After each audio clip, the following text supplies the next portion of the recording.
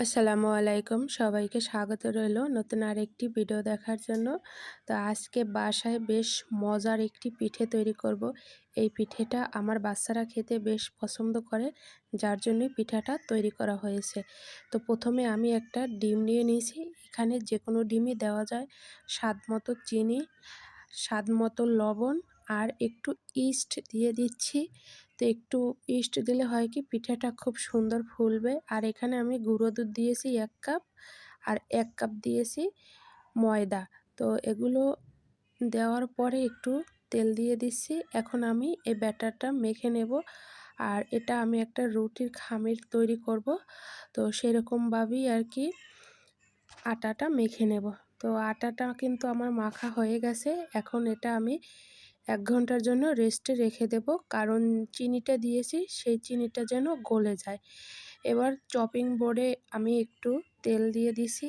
আর তেলটা দিয়ে এই আটাটা আবারও একটু হাত দিয়ে মথে নিচ্ছি। কারণ ভিতরে যে চিনি লবণ আছে বা সব কিছু যেন খুব সুন্দরভাবে মিশে যায়।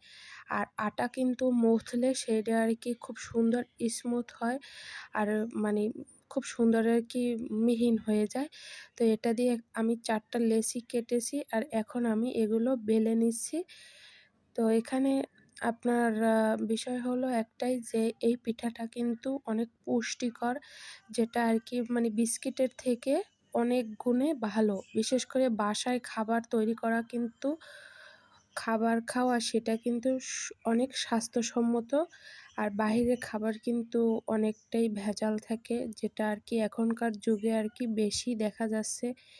তো এখানে আমি এরকম গোল গোল করে কেটে নিয়েছি। এখন এটা দিয়ে আমি ফুল তৈরি করে নেব। তো আপনারা চাইলে যেকোনো শেপই তৈরি করে নিতে পারেন।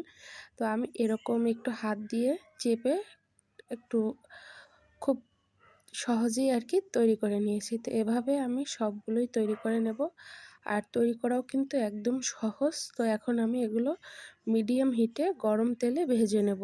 আর তেলটা যেন বেশি গরম না হয় আর গ্যাসটাও যেন লো হিটে থাকে। কারণ এখানে কিন্তু ডিম আর দুধ দেওয়া আছে, যেটা আর কি বেশি তেল গরম হয়ে গেলে তখন কিন্তু আর কি পুড়ে যাওয়ার সম্ভাবনা থাকে। আর পুড়ে গেলে কিন্তু পিঠাটা খেতে ভালো লাগে না।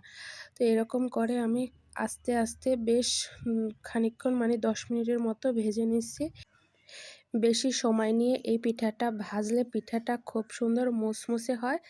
আর এটা সংরক্ষণও করা যাবে। মানে বাচ্চাদের আর কি যখন খুশি তখন ওরা খেতে পারবে। তো আমার তৈরি হয়ে গেল নকশি পিঠা।